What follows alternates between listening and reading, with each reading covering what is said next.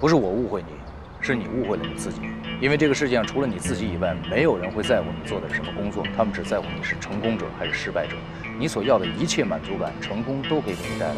很简单，如果你像江大成一样有钱，也许你会离2次婚，但绝不是被人抛弃2次。Sorry， 这就是现实。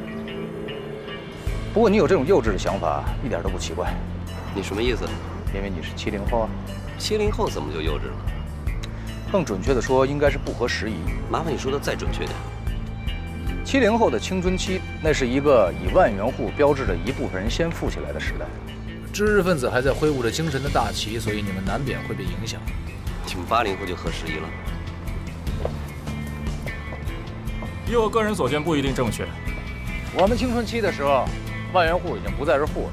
昨天怀着士大夫之气的那些知识分子已经纷纷下海，无知暴富之辈层出不穷。所以，我们思考物质的时间要比思考精神的时间更长，陷入到无限的纠结之中。所以呢，我更羡慕的是90后，他们青春期到来的时候呢，那帮富商已经把脚脖子上泥给洗干净了。他们明白什么才是真正的成功。所以我觉得90后比你们70后更有冲劲儿，比我们80后更信念坚定。无需质疑，这个国家未来的脊梁必然是年轻人。所以呢，你我都生未逢时，要么就早点看透，要么就继续这么不合时宜下去。你知道我为什么要跟你一起办公司吗？就是希望有一天别人问我在哪儿工作的时候，我可以告诉他，在我自己的公司里。无论我做什么公司，都比那些打工的更有成就感。当然，如果能挣点钱就更好了。我也想当成功人士。那么你就这点理想？我以前拿数学奥数的理想是成为化疗工，还好我反应比较快，没有坚持。上学的时候单纯，工作以后才知道，远大的理想是买车，伟大的理想是买房。哇，这点说的实在是太好了。我跟你说这么多呢，只是想让你更多了解我，不是为了说服你。要是广告公司做不下去呢，咱们可以做情感策划公司，就是这意思。选择权都在你，咱们都是专家。听完你认真的分析之后，你觉得我还有得选吗 ？I love you, man。相信我，凭你我的才华横溢，再加上一个才华横溢的柳云，你说咱们这个才华横溢得有多横溢吧？我现在最担心的就是这个团队。我一个开公司开到发不出工资、交不上房租的老板，你一个广告公司完不成业绩被开掉的总监，还有屋里那个心比天高、没有任何成功作品的设计师兼过气名模，再加上我那个大学刚毕业、人生理想就是吃的吃货小姨子，这样一个团队，作为失败的典范来看，还真是太成功了。这么没信心啊？我现在没有别的，就只有信心，信心又不用花钱买。恭喜你想通了。一个不成熟男人的标志是愿意为某种事业英勇的死去。一个成熟男人的标志是愿意为某种事业卑贱的活着。哇，这么高深的话你也能说得出来啊？这不是我说的，是赛林格。赛什么林什么格什么？麦田里的守望者，丁先生，有空多读读书。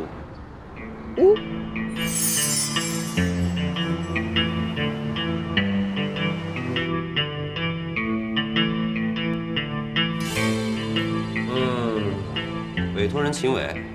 他的情况大家都基本清楚了，长得还行，扎在人堆里边勉强能找得出来。贸易公司部门经理，业务能力不错，收入也不错。刚刚买了车，正一步一步的迈向小康。他希望约会的女孩子比他小4岁，外企文员。从外貌形象上来看，这2个人还是挺般配的。调查的资料都在这儿了，了解到了他的工作经历、过往的情感经历、个人喜好、爱好什么的。总体来看，属于一个比较平常的女孩子，一般的家庭出身，还算不错的教育背景，身材、气质、样貌都算好。之前有过2次恋爱经验，最近的一次结束在10个月之前，原因很简单，男朋友偷腥。哎呀，这女孩长得还可以，那男朋友偷什么腥呢？那么这次约会委托的行动方案大家也都清楚了？清楚了。哎呦，从昨儿到今天，你已经说了3次了。4遍。今天中午吃午饭上水煮牛肉那道菜的时候，他又说了1遍。准备工作不怕繁琐，我们记得越清楚越明白，这个意外发生的可能性就越小。多说几次怎么了？这叫有备无患。好啊，这次计划再重述一遍。啊什么？赶紧说来。根据制定计划，第一步是先到秦伟公司。几点到？说清楚了。明天下午4点半。4点半，都听清楚了啊！你可不要迟到啊！关键时刻我从来不迟到。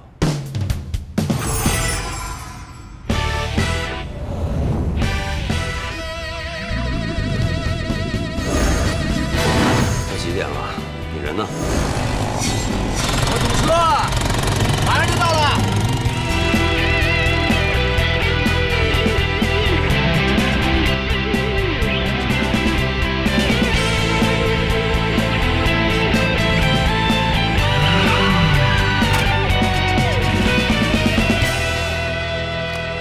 你说5点半才下班呢，我没迟到。柳林和航航呢？每一个人都就位了，柳林已经在客户办公室了。秦总，有位柳小姐说约了您，让她进来。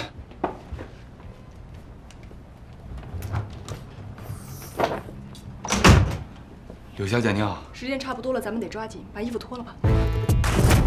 客户喜欢什么口味啊？抹茶呢？另外和柳林一样，不喜欢特制牛奶，喜欢加奶油。专业点啊！真羡慕能有我这么专业的搭档。柳小姐，咱们必须是几天吗？我好像还没有做好思想准备啊。但是你还没有遇到我之前，秦先生放轻松，准备是我们的事情，你按照安排做就行。不错，是小贤喜欢的样子。谁？你刚才说什么？是他的名字吗？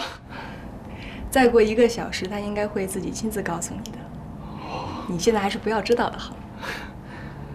这个，带上它，听我们的指示行动。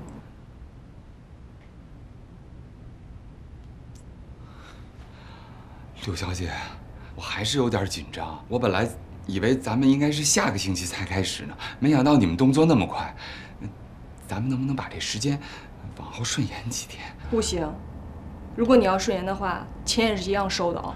不是钱的问题。别紧张，出门的时候抹一点这个。啊，秦先生，放轻松，我们已经替你安排好了一切，你只要静静地享受爱情即将到来的滋味就可以了。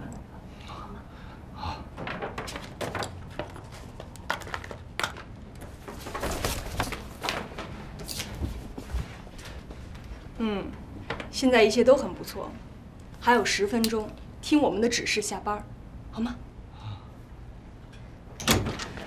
那支唇膏就算我私人送给你的了。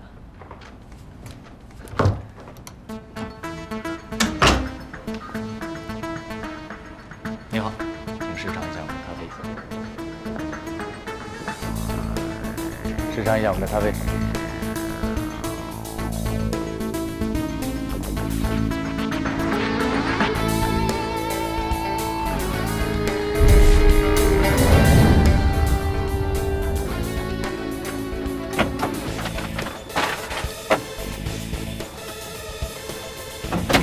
去就去。丁宇，你那个台子上少放些杯子，来往那么多人呢，等会目标人物出现没有咖啡怎么办？朋友，做戏咱得做得自然。所有人来了我都不给，就给他一人。换了你敢喝吗？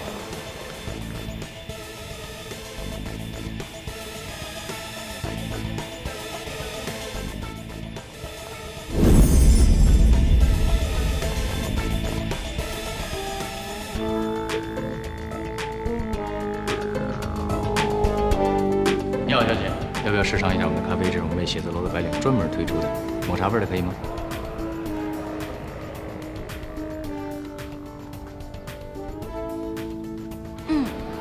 谢谢啊。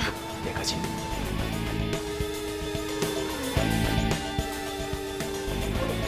搞定。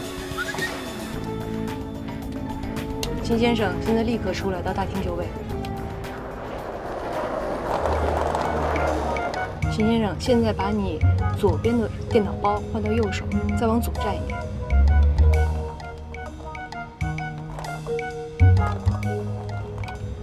让好好准备。好，准备。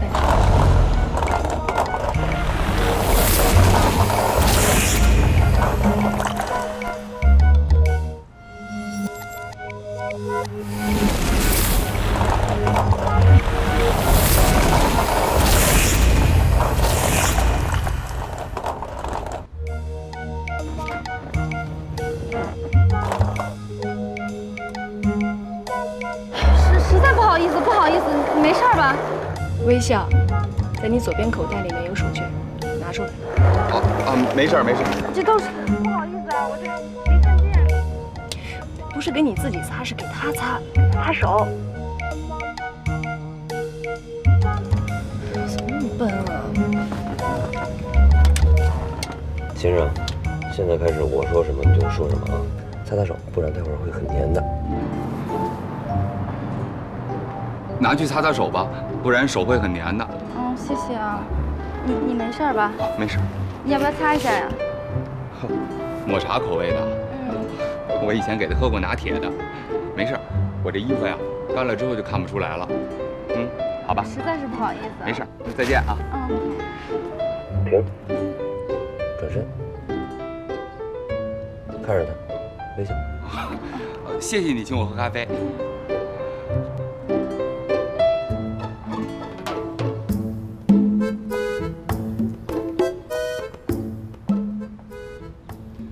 别嫌他笨，这好男人都笨。就你聪明。丁宇，跟紧。够紧了，够紧了，再紧我就贴上。好，先生，现在到转角等我。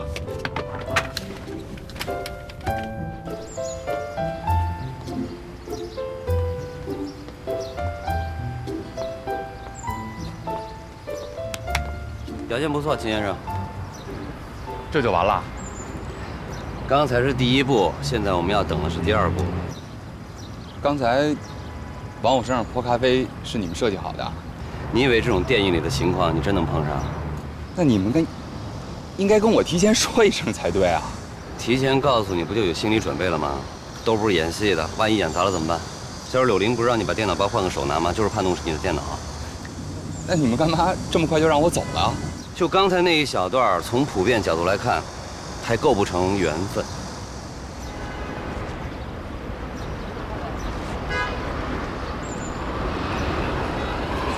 要过马路了啊，应该是去那家咖啡厅了。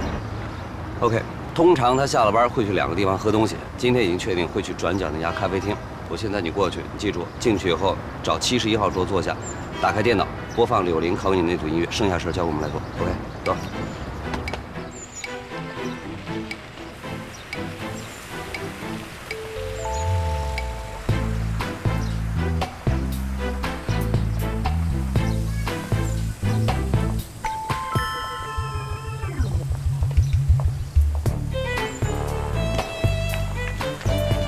小姐，哎，我想请问一下，这个附近有没有超市啊？超市，这个就是超市。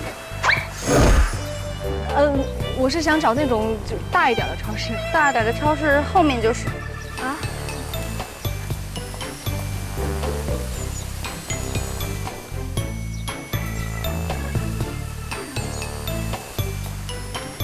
哎，小姐，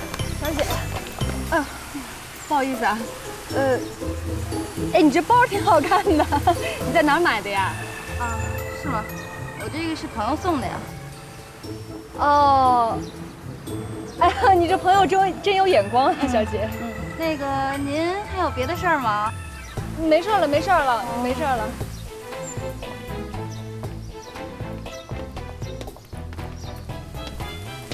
哎，你还笑，丢死人了我！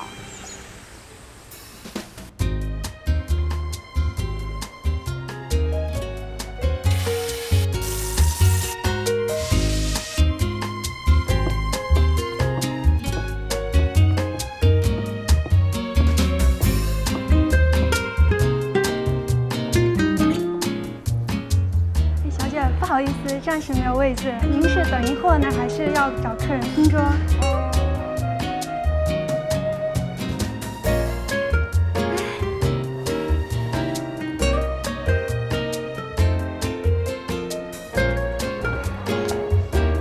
这么巧啊？一个人来的？你也是一个人啊？你要不介意？那你要不介意的话，我们一起做吧。好啊。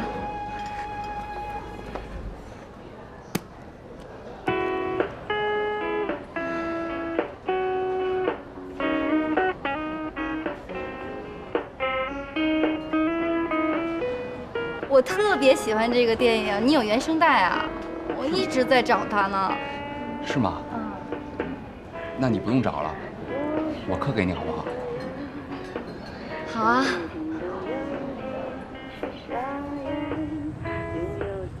你的包里有光盘，现在就刻给他。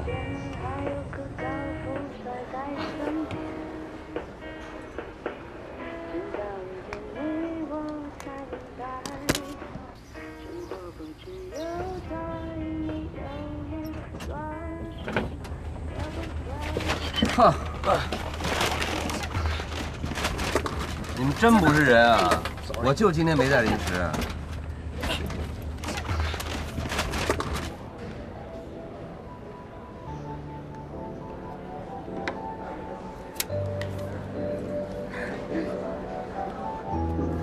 谢谢啊。刚才你说你也喜欢打网球啊？啊，只是喜欢，我打得不好。我身边也没有什么朋友打网球，要打的话也叫不到什么人。你说跟教练打吧，他们的水平那么高，这不乐趣就降低了吗？是我们平时也不愿意找教练打，找教练打的话还得多付钱。那以后我们一起打吧。哎，那以后我们一起打好不好？好啊。太巧了，我也是特别喜欢休伊特。本来05年的时候，我计划去上海看他打大师赛的，但是那时候他要陪老婆生孩子，所以放弃了比赛。还真遗憾啊。不遗憾，如果那时候他没有陪在老婆身边，那才是真的遗憾呢。很少有男人会像你这么想啊。其实很多男人都以为事业是最重要的，但其实家庭是一样重要的。话你说说吧，我快聊吐了，真的。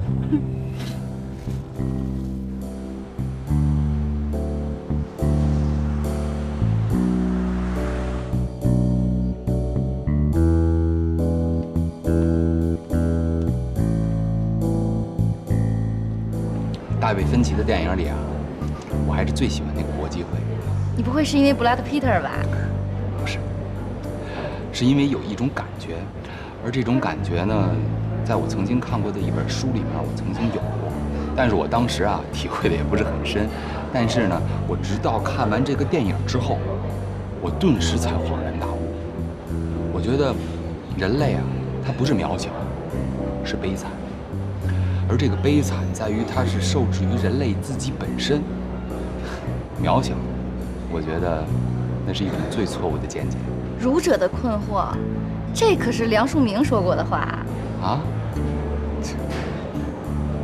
你也知道梁漱溟啊？我大学的时候选修的是哲学。其实哲学也没有什么用。你就像我现在，在外企工作，还不是跟哲学一点关系都没有。其实哲学呢，本身就是让我们多了解一些我们自己身处的世界而已。虽然你说的我基本听不懂，但我不得不承认，你说的很酷。这些给单，差不多行了，让他们准备结束吧。OK。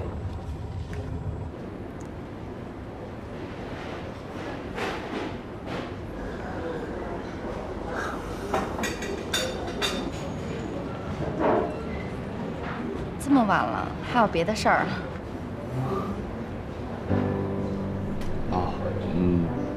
我明天还有工作，晚上回去还要整理文件。其实跟你聊天还是蛮开心的了。是，我也特别开心。聊了这么久，我还没介绍我自己呢。我叫吴小贤。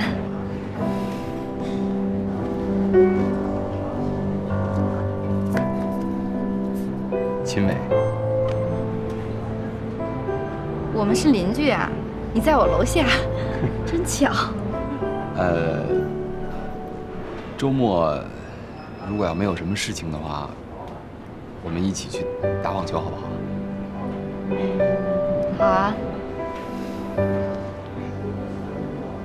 哎，服务员。哎，今天还是我来吧，我都把你衣服给弄脏了。那就更得我来了。你都请过我喝咖啡了吗？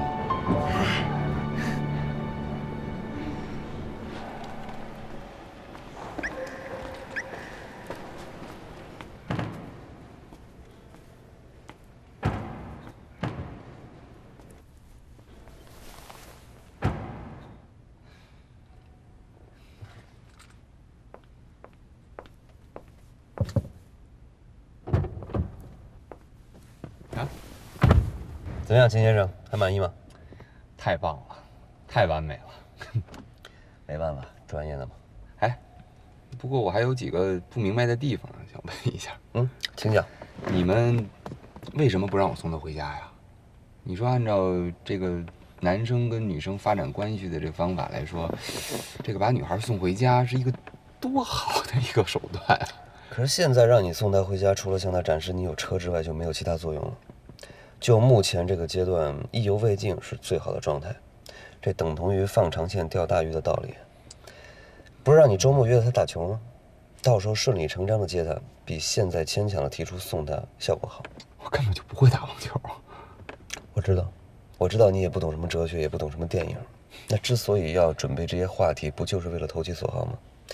你想想，吴小贤今天遇到了你，如果是一个真实的你，那么你觉得你的身上有什么吸引他的地方吗？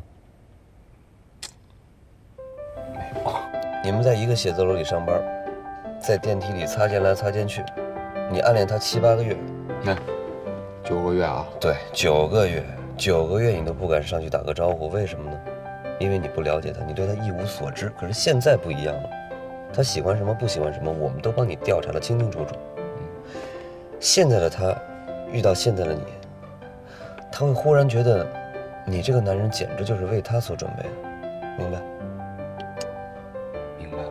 我回头给你一张光盘，里面有所有吴小贤感兴趣事情的快速学习资料，你尽快掌握一下。另外我已经替你咨询了几家网球俱乐部，他们都有快速网球培训课程，你可以尽快练起来。你放心，吴小贤的网球水平也很一般，你抓紧练几天就能跟上。好，你们想的真是太周到了。物有所值才是你们对我们服务的最大的欣赏。厉害，太厉害了！哎，先通过门口撒咖啡，让他产生出对我的一种愧疚感，然后你们在安排见面的时候，就沟通起来就会相对的很容易。哎，福边先生，你这招真绝了！哎，那你们怎么就知道那咖啡厅就没有空位啊？秦先生，你的问题还真不少啊。好吧，一切都是安排的。你的位置是事先定的，咖啡厅里一大半的客人都是我们请去的，当然这包括在你的费用里面，也算是你请的。好，做感情的生意，去帮助有各种需要约会的人去实现各种形式的约会，你们这招想的真的太绝了。如果您很满意且没有其他问题的话，麻烦把余款800结一下，我们还等着吃饭呢。不好意思，忘了。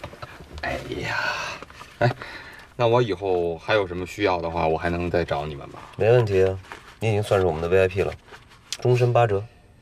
那我是不是应该再买几次约会啊？好啊，我们现在是营业阶段，1次约会单价才1200，3次8折2880，6次约会原价7200，VIP 价格5000整。嚯，不便宜啊！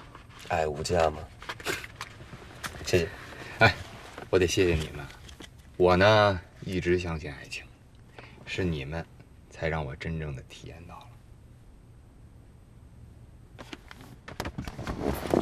慢走啊！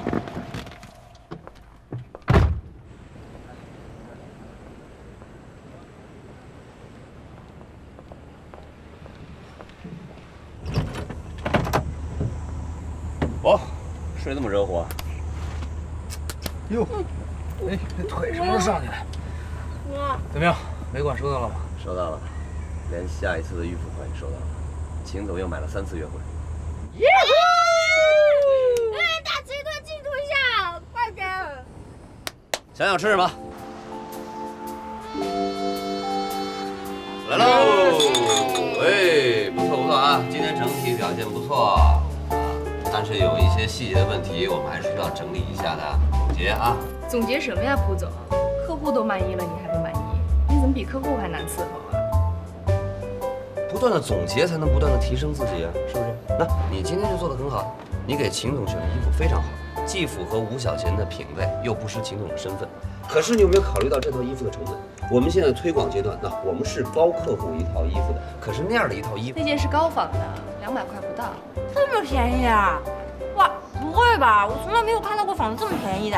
那是在你遇到我之前，现在也是不得已的办法。哎，你给我也搞2件呗。别打岔，真200不到。那跟迷人来事得了，我要黑的。哎，我要白。哎，你啊，你资料收集的非常全面，非常好。但是我拜托以后你把什么休伊特啊、什么梁什么的那种哲学性的问题啊，事先准备好。我们在现场上网是有风险的，你知道吗？如果出现网络故障，你我大家全都搁里边了。大哥，你别站着说话不嫌腰疼行不行？那些资料很难查的，而且现在网络很稳定，实在不行还有手机呢。你别那么老土行不行？不要解释，我需要的就是万无一失，万无一失。OK。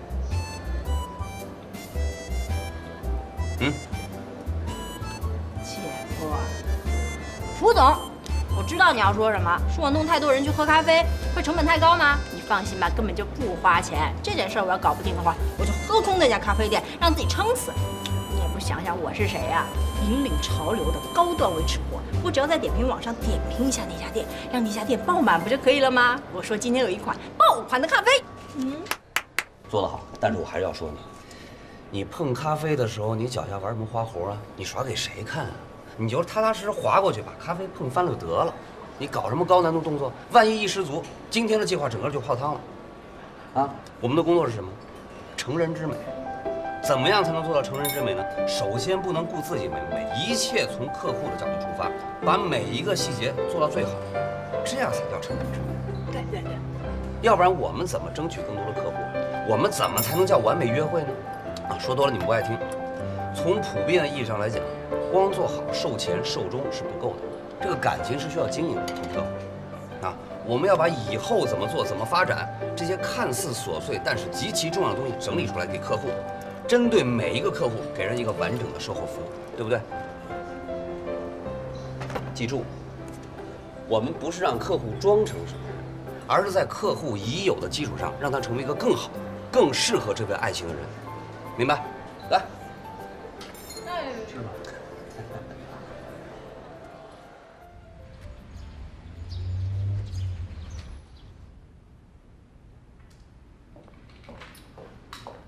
辛苦了啊！哎，小哥哥，来份礼物。啊，这帮黄世人又催租子，咱们得找个便宜的地方，把成本控制下来。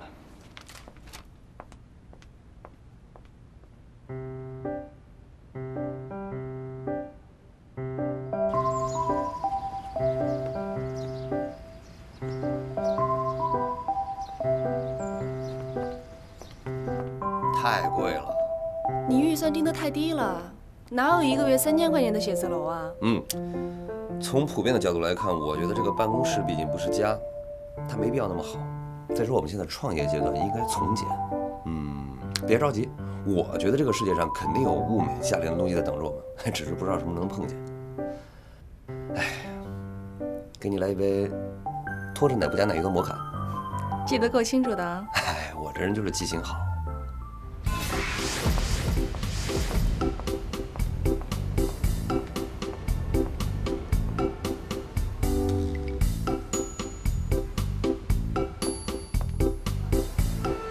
服务员，普遍，韩伟，哎，韩伟，对，这是我以前的同事韩伟啊，给你介绍刘玲，现在我们俩一个公司。你好，美女。哦，对了，3年没见了啊，可不有3年了吗？一点没变。哟，不错啊，副总。哎，我记得我走的时候，你好像还没有升总监吧？没有。这你要是不走啊，这位子轮不到我坐。哎，别这么说。哎，你那公司怎么样？我公司挺好的。我们出去聊会儿，好吧？好。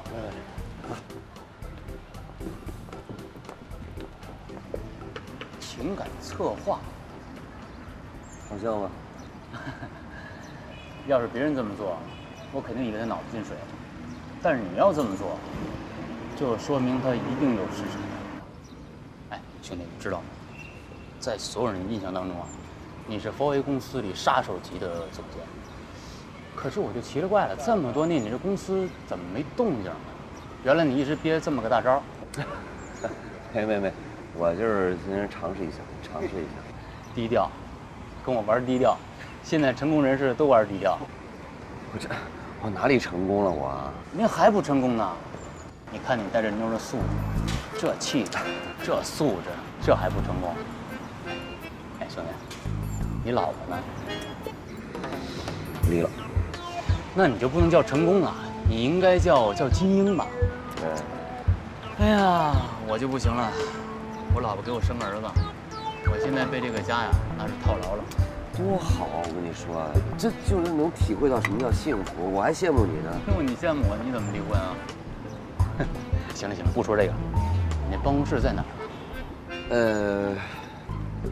这不是在找地方吗？想换个办公室。这办公室不够用了是吧？这发展的，兄弟，你说我除了仰视你，我还能说什么呢？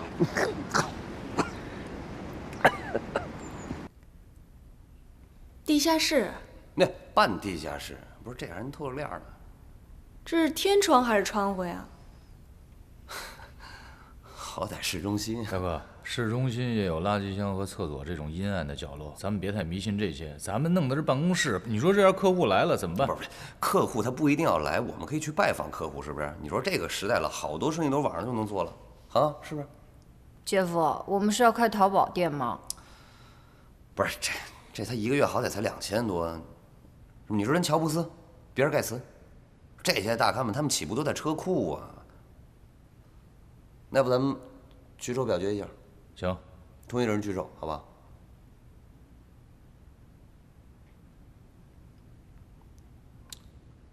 不是，我来的时候看了一眼，那中介牌子上还有便宜的房源。哎，我也看见了。是吗？那咱们去看看去，好不好？啊！等我电话。快跑！我也先上去了，这儿空气太差了。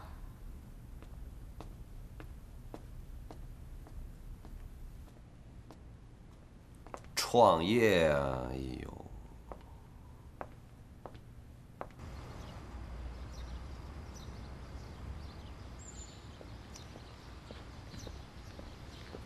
那刘总，我是很尊重公司员工意见的。你们要觉得不好，那咱们就换。那至少价格咱们能承受吧？是不是？那4000、5000以内行不行？哎，我也想换个好的环境，对不对？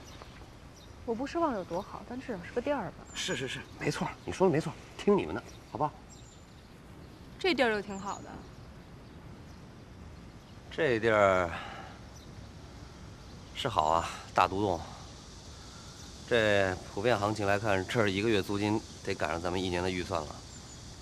不过你放心，早晚有一天，咱们一定会拥有像这样的办公场所。蒲总，蒲总，朝鲜，叫我朝鲜就好。哎，真是巧啊！您这儿办事儿？不是，我们公司准备换个地方，我说我过来看看房子，你也过来看房子？不，我就是闲着没事啊，过来走走。这儿的开发商啊，是我一好朋友。我觉得这园区非常的棒，所以让我那朋友啊，无论如何帮我留几栋。其实我公司也用不了那么多啊。对了，这边这栋啊还闲着呢，不过中介跟我说，好多人想租呢。你的？啊？蒲总，您要是有兴趣，我带你去看看。来，走。来，蒲总，来，看看这儿怎么样？啊？这楼上楼下都是我的，怎么样？还有兴趣吧？陈总，你这儿租金多少钱啊？多少钱咱也租不起。你说这个地段还行。我听这中介说呀，这个按照行情报价，年付含物业，1年才80万。要是蒲总有兴趣啊，别，你可别开玩笑，我哪来有兴趣？你别说你8万我都得咬碎牙。蒲总要是有兴趣，免费。你说什么？我说的，蒲总，您已经听清楚了。嗨，4500 36平米大开间，5楼，商住两用，而且还能注册公司。商住两用还能注册公司。哎，对了，水电呢都是民用价，水电都是民用价，实惠啊！太实惠了，从这儿走到那儿5分钟的时间。哦，5分钟就能走到那边。一袋薯片的路程。一袋薯，你等会儿，你让他说。押1付3。押。独栋。这儿哪来的独栋啊？哦，那个独栋啊，我知道，那1年怎么说也得100来万呢。得嘞，你姐夫叫咱们先过去，哥们儿对不住了啊！回头咱们再打电话啊！哎，房东还说送沙发呢。哎，介绍一下我们公司的股东、资深媒体策划人丁宇。啊，久远。你好。那我就先说说我的情况。好。这个生命诚可贵，爱情价更高。若为自由故，我是有自由的人，所以我看重的是爱情。尤其是那种一见钟情的怦然心动。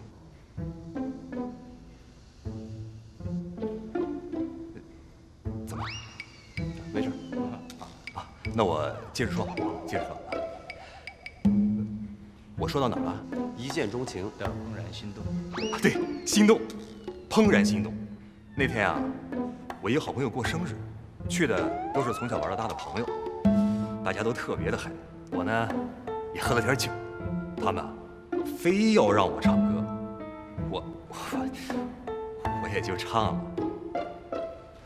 你是我天边最美的云彩，让我有心把你留下来。游泳，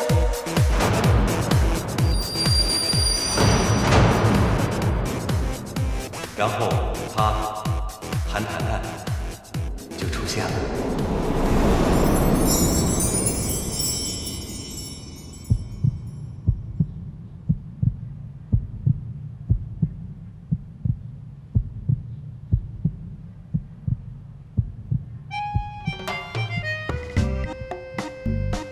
那一瞬间，我觉得她真像天边最美的云彩，我真想有心把她留下。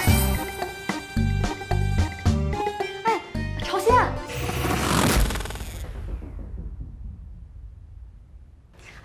朝鲜，陈总，来，我给你们俩介绍一下，韩谈，我高中同学，刚从欧洲回来。新锐派美女画家，人在国外可得过大奖。陈朝鲜，陈总，你好。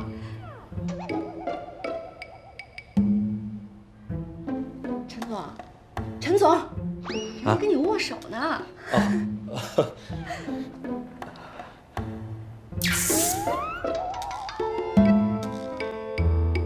谈谈，你过来。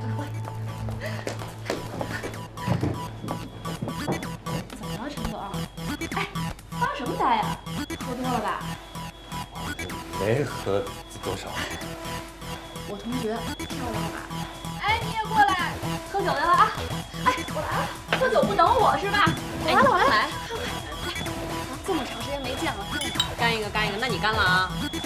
那还倒出来了。你们就没有点儿，陈总，你们就没有点别的接触？没多久他就走了，我这本来也没太放在心上，可是从第二天开始，我每天都想起他的样子还有他的声音，挥之不去啊。我这才觉得我是喜欢上他了。打断一下，你跟他没有过多的接触，就光凭声音就能够记住他？他唱歌了呀。我很少听外国歌，有段时间几乎我每天都听。他唱的真好听，当时我觉得那是世界上最好听的声音。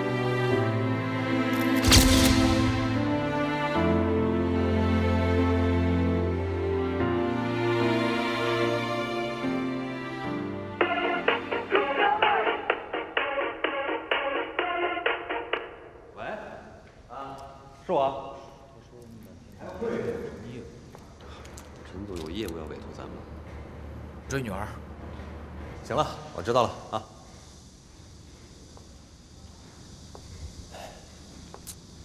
我真是挺喜欢他的，我也知道他现在是单身，也能通过朋友去找他，可我就是不知道我该怎么和他。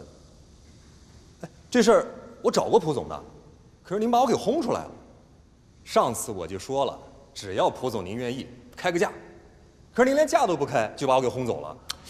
他这个人脑子有点……你不要跟他谈，真羡慕你能找到我们。您的心理价位是多少？这儿，3年，房租物业全免。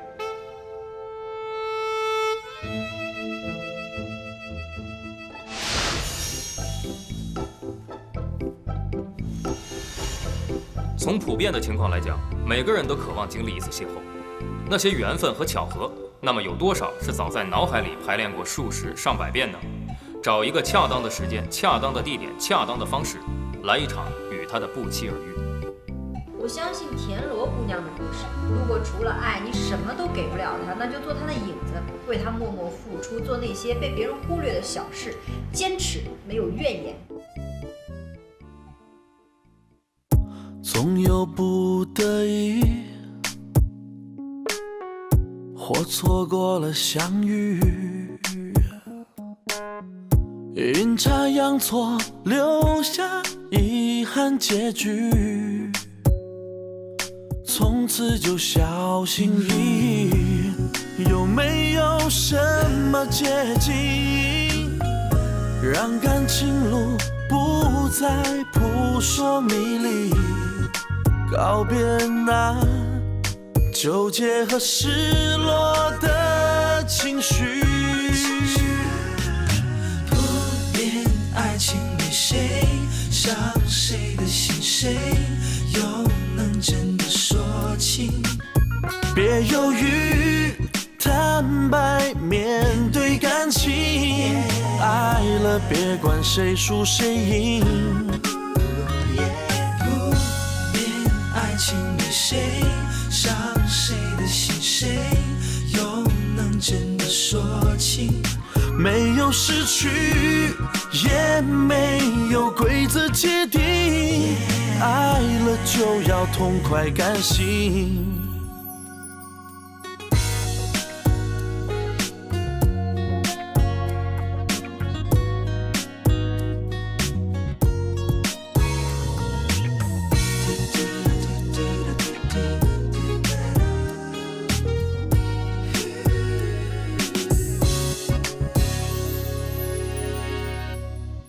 直到遇见你，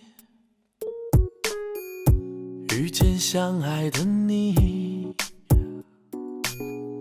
不再迷惑，不再需要道理，条件都变成浮云，我想会永远爱你，就算一路会有崎岖不平，你让我找到了心中的勇气。不变爱情里谁伤谁的心，谁